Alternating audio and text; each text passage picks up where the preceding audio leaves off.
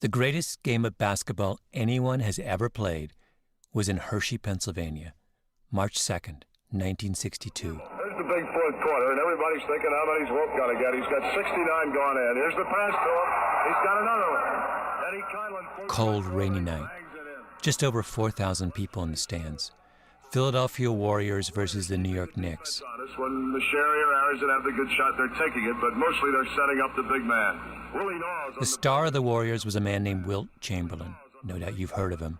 7'1", 275 pounds.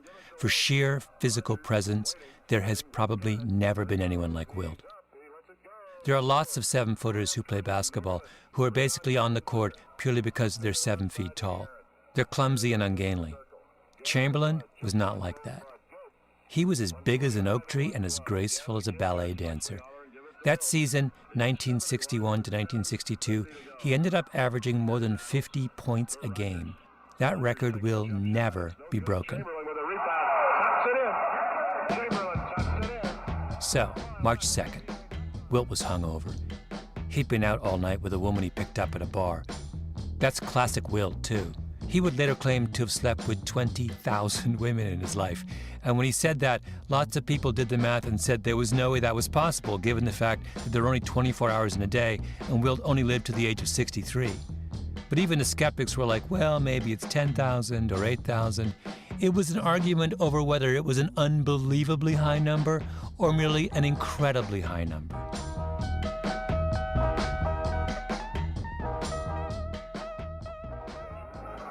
The big man of the Warriors and the big man of the league has 92 points.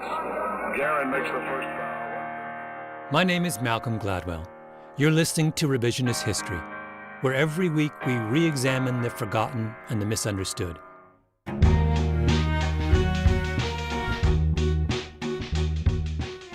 This week's episode is about Wilt Chamberlain's most famous game. Wilt's got the ball. He's gone up. He shoots. It's good. So back to the game in question. Chamberlain makes his first 5 shots and has 23 points at the end of the first quarter. At halftime, he has 41 points. No one's thinking history just yet. But then by the end of the third quarter, he has 69 points, and he keeps going and going and going. He shoots up. No good. In and out. The rebound, Luckenbill. Back to Rucklick. Into Chamberlain. He made it. He made it. A different dunk. He made it. The fans are all over. 100 points.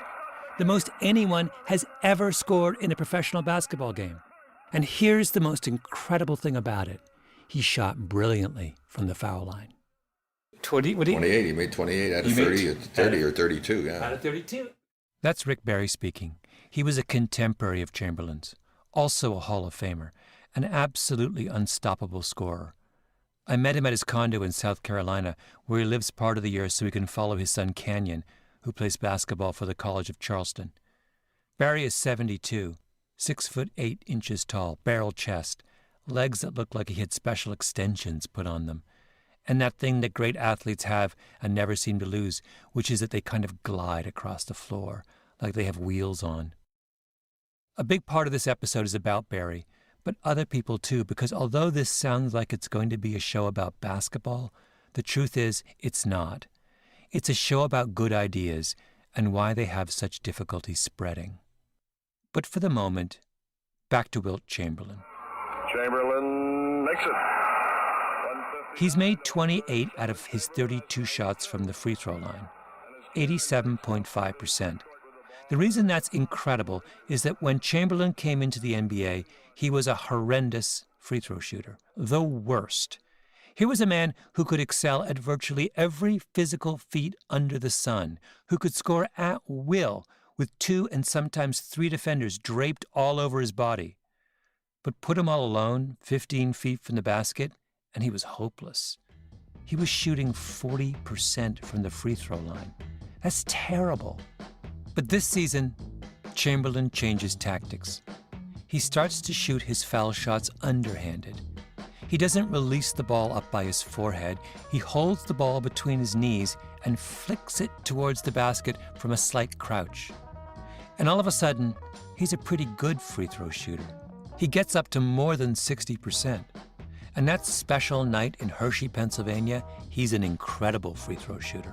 Chamberlain on the line. Foul shot up in the air. He has 84. He makes 28 free throws, the most anyone has ever made in NBA history. What Rick Barry will tell you is that shooting underhanded is simply a better way to make foul shots. And he knows that because he was one of the greatest foul shooters of all time, maybe the greatest. I missed 10 in one season and 9 in another, in the whole season. To put that in perspective, LeBron James, the greatest player of the current basketball generation, typically misses about 150 free throws a season. Rick Barry would miss 9 or 10. I think I shot 93.5 or something and 94.7, something like that. And Rick Barry only shot underhanded. From a physics standpoint, it's a much better way to shoot. Less things that can go wrong, less things that you have to worry about repeating properly in order for it to be successful. But the other thing is that who walks around like this? Yeah, with their hands in the air. This is not a natural position. Yeah. When I shoot underhanded free throws, where are my arms? Yeah. Hanging straight down the way they are normally. And so I'm totally and completely relaxed. It's not in a situation where I have to worry about my muscles getting tense or tight. And then the shot itself, it's a much softer shot. So many of my shots, even if they're a little off, they hit so nice and soft and they'll still fall in the basket. Bounce. Much softer touch. Yeah. And so you have a little bit more margin for error. Some of those shots that are a little bit offline have a much better opportunity of going into the basket than when you shoot overhand. So Wilt Chamberlain switches to a better shooting technique. It pays off in the greatest basketball game ever played. He's playing the way that Rick Barry proved basketball players ought to play. Then something incredible happens. Wilt Chamberlain stops shooting underhanded, and he goes back to being a terrible foul shooter.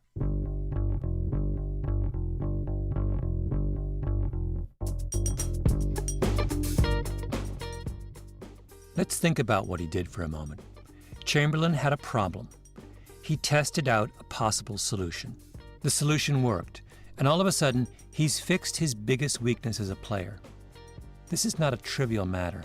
If you're a basketball player and you can't hit your free throws, you're an incredible liability to your team, particularly at the end of close games. The other side simply fouls you every time you touch the ball because they know you'll miss your free throw and they'll get the ball back. If you can't hit your foul shots, it means you can't be used in a tight game. You know what Chamberlain's coach said to him?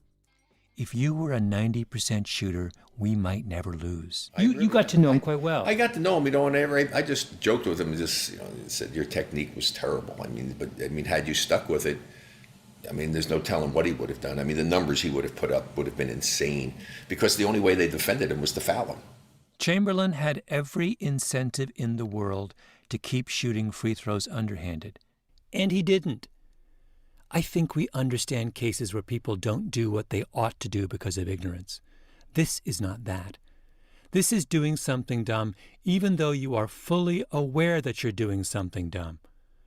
By the way, there have been countless players like Chamberlain, players who could have been transcendent, devastating, if only they had been open to taking foul shots a different way.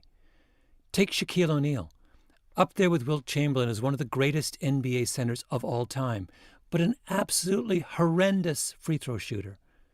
Barry tried to reason with him once. You actually talked to Shaquille? Oh, I tried to get Shaq to change. Shaquille O'Neal, when I tried to get him to do it, he said, forget, I'd rather shoot 0 than shoot underhanded. And I'm just fascinated by that. I don't understand it. Yeah. No, the difference is if Shaq was an 80% free throw shooter, he becomes the go-to guy on the court as opposed to go-to the bench guy. You change the dynamic of the game. No one shoots underhanded. Not even Barry's teammates followed his lead. People who saw him shoot that way every day and never miss. One guy, George Johnson, my teammate with the Warriors, I think he was like 48, 50%, something like that. And I worked with him for one season. I didn't get to stay with him. He didn't get the technique down as much as I'd like it. But I think eventually, a season or two later, I think George actually shot 80%. I can actually look it up. It'd be interesting to see what he did. I'll get George Johnson's stats here. Let me see. George Johnson's stats. I didn't get that. Okay. Stats for George Johnson, NBA. Here are George Johnson's stats from the 2015 NFL season. NFL. Wrong guy, wrong season. let me get. But anyway, we'll look it up. It's interesting. I think. But what about on your high school team? Did anyone follow you? Oh no, nobody.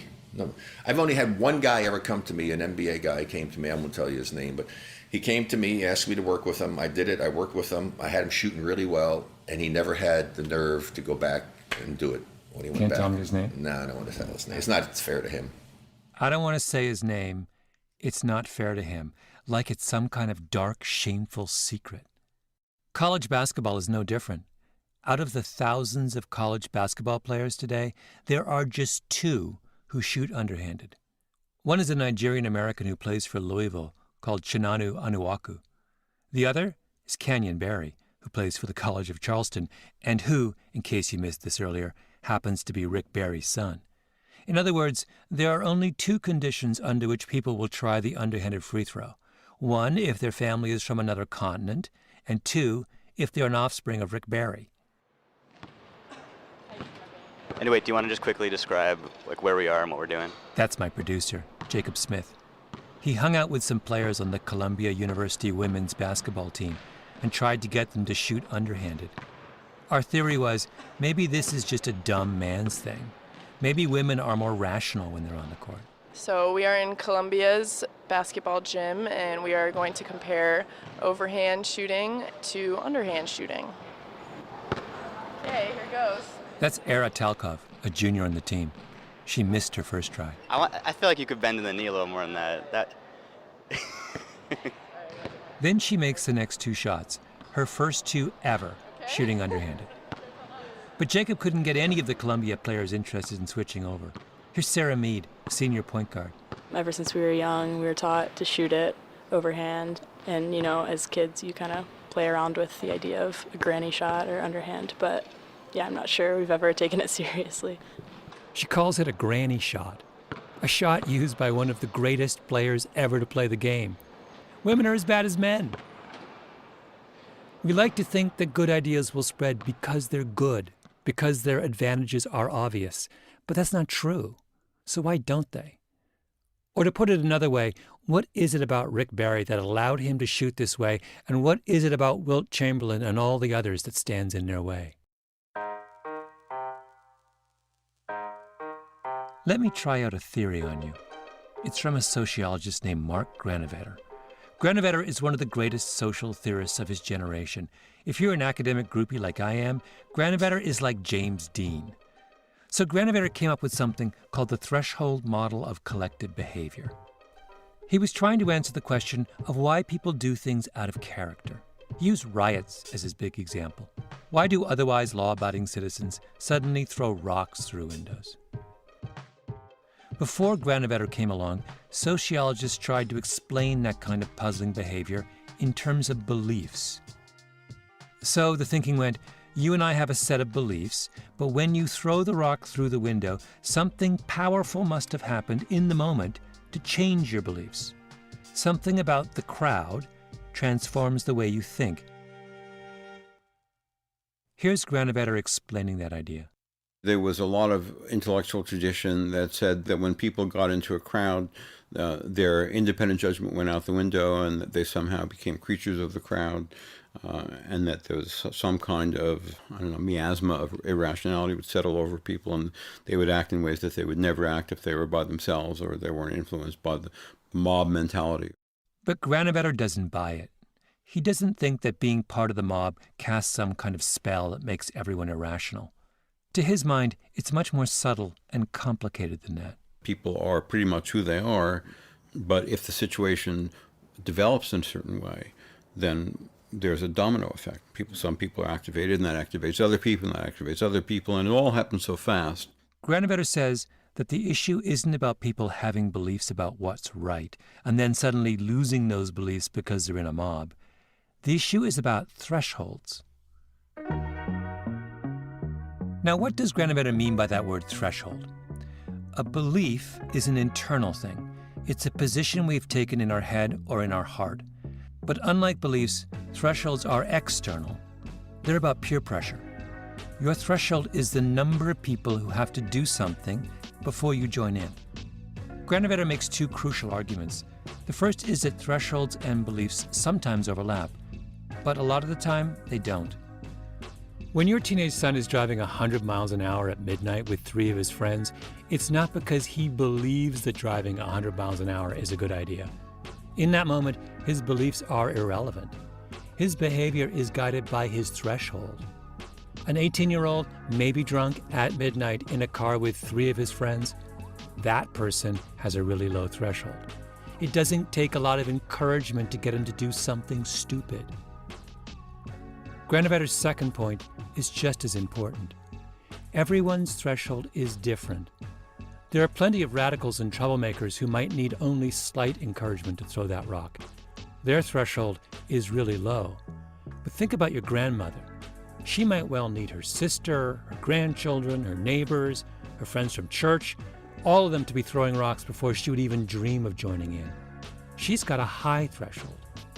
The riot has to be going on for a very long time and has to involve a whole lot of people before Grandma will join in.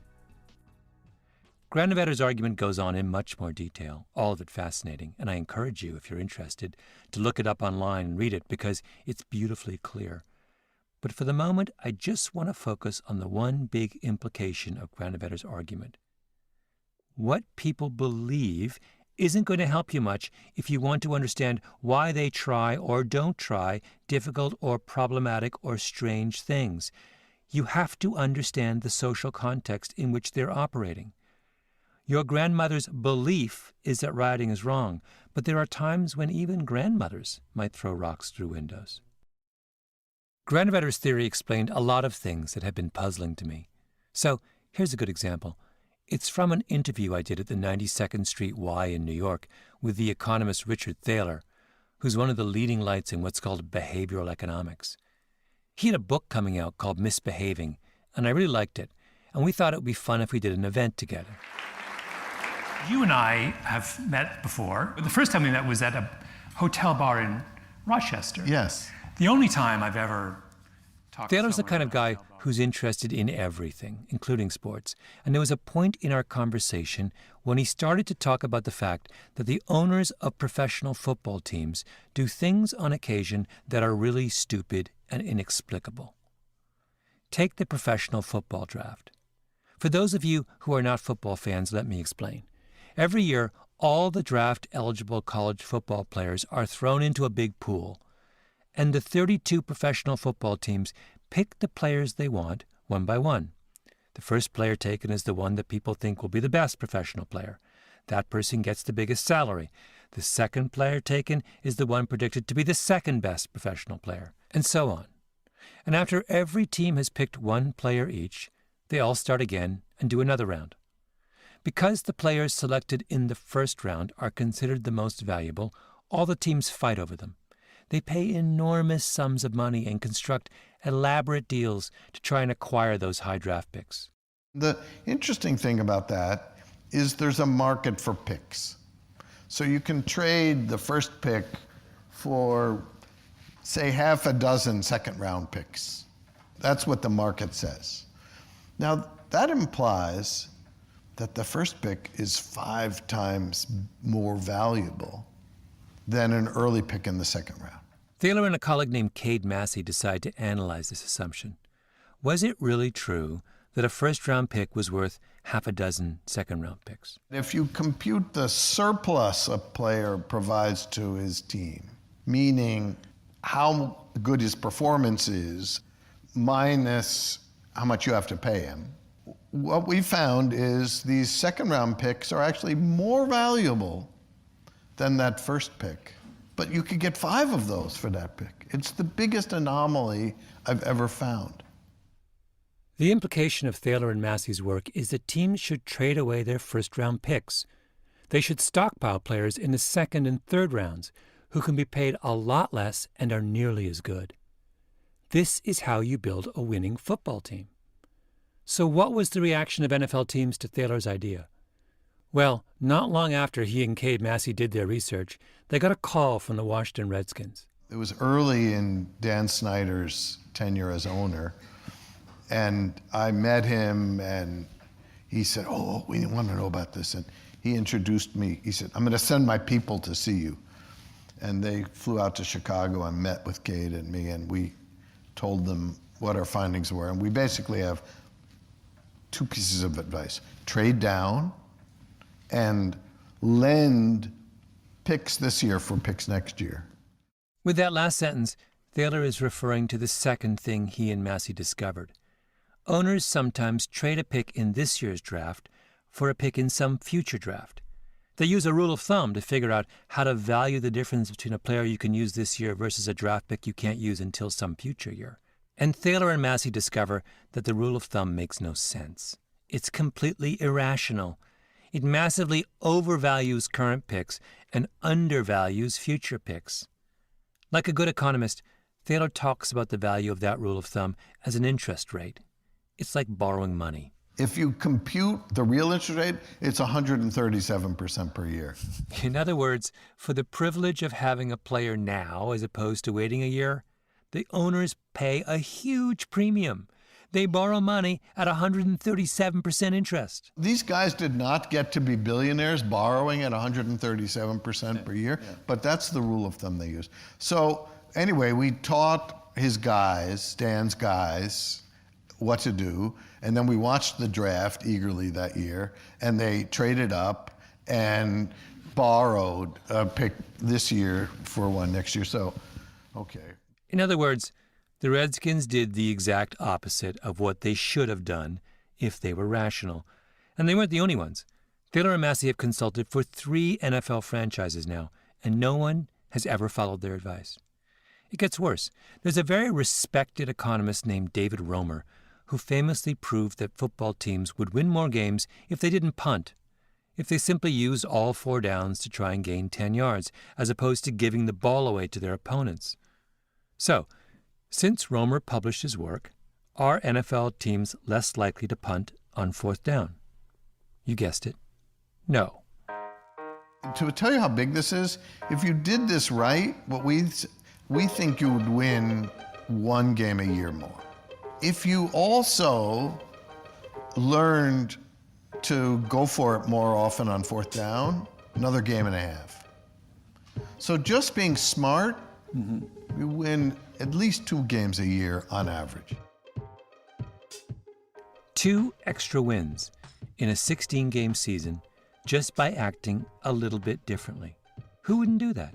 But nobody would. Now, is that because they're stupid?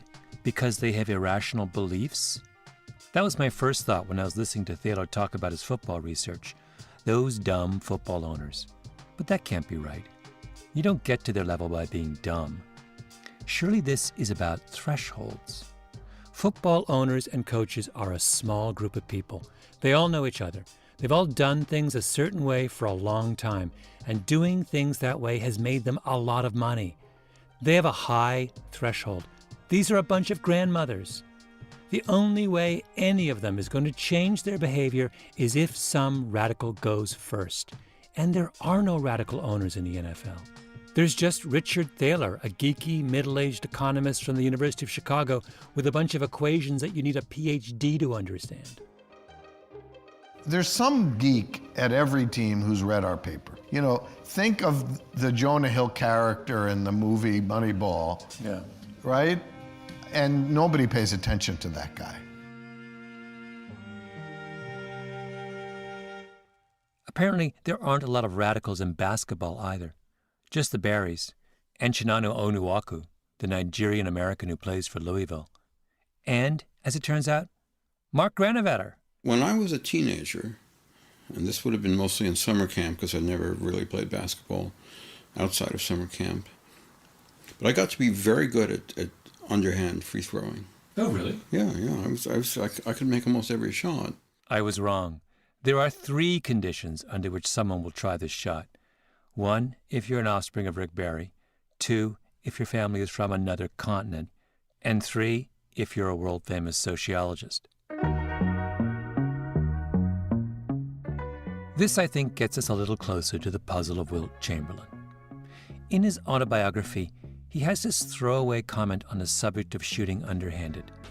Chamberlain wrote, "I felt silly, like a sissy, shooting underhanded. I know I was wrong. I know some of the best foul shooters in history shot that way. Even now, the best one in the NBA, Rick Barry, shoots underhanded. I just couldn't do it. Two key things here. First, he writes, I know I was wrong. Just as Granovetti would say, it's not Chamberlain's beliefs that are getting in the way. He knows it's wrong. Then, I felt silly, like a sissy. Remember the player for Columbia who described shooting underhanded as a granny shot? That's what Chamberlain's talking about. He doesn't want to look foolish. He's a high-threshold guy. He needs everyone to be doing something new before he's willing to join in. But Rick Barry, he's different. Rick Barry's dad comes to him when he's a junior in high school and says, you really ought to shoot underhanded. Rick's a pretty good free throw shooter at that point, maybe 70% or so, but his dad tells him he can do better. And your initial reaction is, I don't want to do it. Right. Because it seemed to you like a... Well, I can't do it. I mean, it's where the girl... I said, Dad, I always remember, and I tell people, Dad, they're going to make fun of me. That's the way the girls shoot. I can't do that. I said, son, and I remember this so clearly like it was yesterday. Son, they can't make fun of you if you're making them. And the first game I remember where I did it was on the road in Scotch Plains, New Jersey. I shot the free throw. Guy in the stands yells out, hey, Barry, you big sissy, shooting like that. And the guy next to him, and I heard it very clearly, he said, what are you making fun of him for? He doesn't miss. So my dad's prophecy came true, and I was cool from that point forward. So I didn't care anymore what they said. If I'm making them, that's all that really matters. What's interesting is that Barry actually has the same initial reaction as Wilt Chamberlain. I'm going to look like a sissy. But he thinks about it, and he decides it doesn't bother him. Or rather, his drive to be a better shooter is stronger than his worry about what others think of him. That's exactly what it means to have a low threshold. The same mindset that can lead someone to do something bad, like a teenager driving drunk with very little encouragement, can also lead to brave or innovative behavior. If you have a threshold of 0, you're someone who doesn't need the support or the approval or the company of others to do what you think is right. Now here's the catch. The person who thinks this way is not always easy to be around. Barry was never embraced by his fellow players. There were a couple of notorious articles about him in the 1980s, full of quotes like this from a former teammate. If you'd got to know Rick, you'd have realized what a good guy he was. But around the league, they thought of him as the most arrogant guy ever. Half the players disliked Rick, the other half hated him. Here's another quote. He lacks diplomacy. If they sent him to the UN, he'd end up starting World War III. Yeah, well, I was about winning. I was about giving my best effort, and I had a very difficult time accepting the fact. I wouldn't accept the fact if a teammate is not going to play his hardest. Barry's been out of the game for more than 30 years, but just talking about basketball made him tense. There was a right way to play the game, and when people didn't play it the right way, it drove him crazy. Watch a game, right? Guy shoots free throw, misses it. Everybody goes up, slaps his hand. Where the hell did that come from? I want to know who the guy is that started doing that, and who was the genius that said, man, that's a great idea. Let's go up and slap the guy's hand, and let's go up, disturb his concentration when he's supposed to be focusing on shooting his free throws and worry about having to slap the hands of his teammates. Do you hear what upsets him? The social part of the game. Players paying attention to each other's feelings as opposed to their own performance. Plus the fact that if he misses it, you should go up and smack him in the head for missing the free throw, not slap him on the hands and saying it's okay, because it's not okay. You just cost us a point. I mean, I go nuts when I watch this kind of stuff, and nobody even talks about that, and it's something that somebody brought up, somebody copied, and now everybody does it. And it's stupid. I just have a real problem with that. Barry wrote an autobiography in 1972 called Confessions of a Basketball Gypsy, which I have to say is one of the strangest autobiographies I've ever read. There are sections of the book Barry gives over to various people in his life. They each write a few pages, and he seems to care not one iota about what these people say about him. So here is his mother comparing Barry to his older brother, Dennis. Rick has become famous and made a lot of money, but what is that? I think maybe Dennis leads the better life. Or here's his dad defending him. There was an incident in Miami, for example, that was blown out of proportion. I have it on good authority that the player's jaw was broken when he hit the floor, not from Rick's punch. And this is his wife, describing how they first met. He was awful to me. He was always shoving me in the pool, and I hated him for it. Oh, I could take it, but there's always someone who goes too far, who does it more than the others, beyond endurance, and for me, that was Rick. I would not let my parents and my wife say these things about me in my own autobiography. Yeah, I'd let people say what they wanted. I didn't ask for editorial rights to be able to go through and see what they said and see if, oh no, I don't want that in there. I let them say what they wanted to say. He doesn't care. The kind of person who would let bad things be said about him in his own autobiography is the kind of person who would shoot a free throw that other people think looks ridiculous.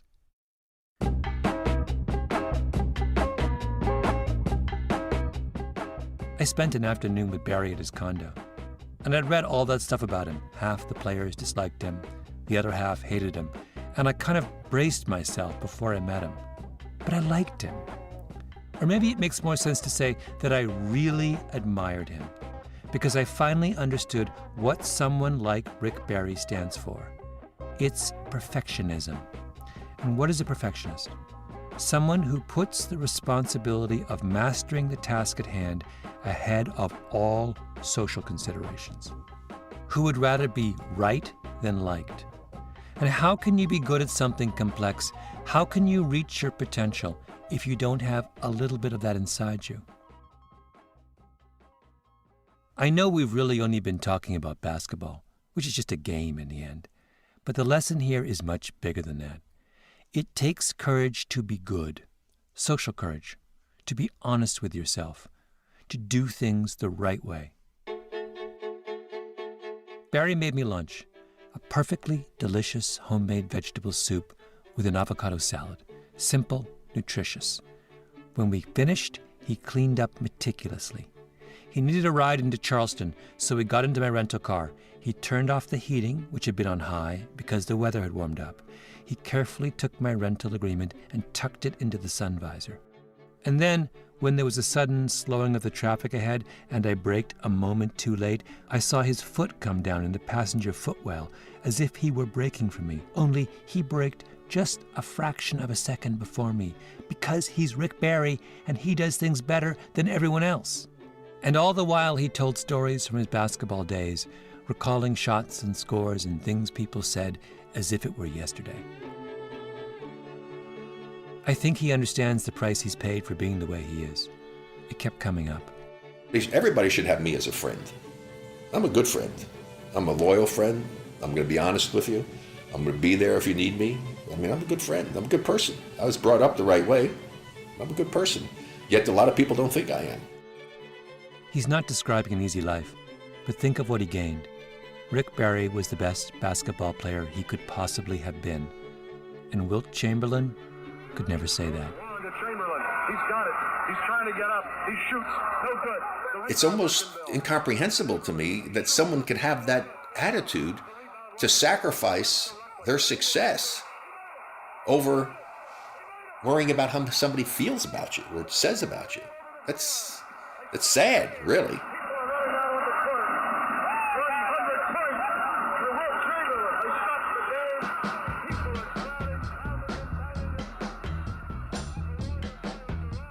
You've been listening to Revisionist History. Sometimes the past deserves a second chance.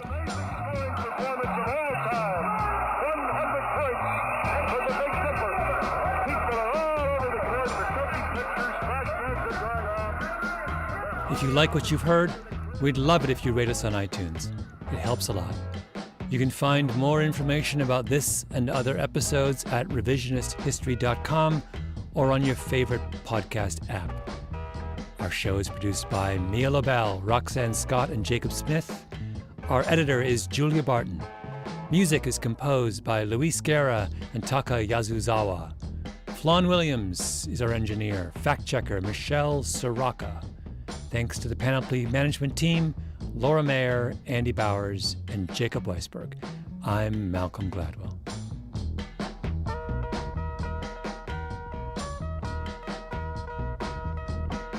So I used to joke with Wilt, and God rest his soul, I got to know him well later in my life, and said, you should have come to me with the underhand. You had horrible technique. I could have helped you.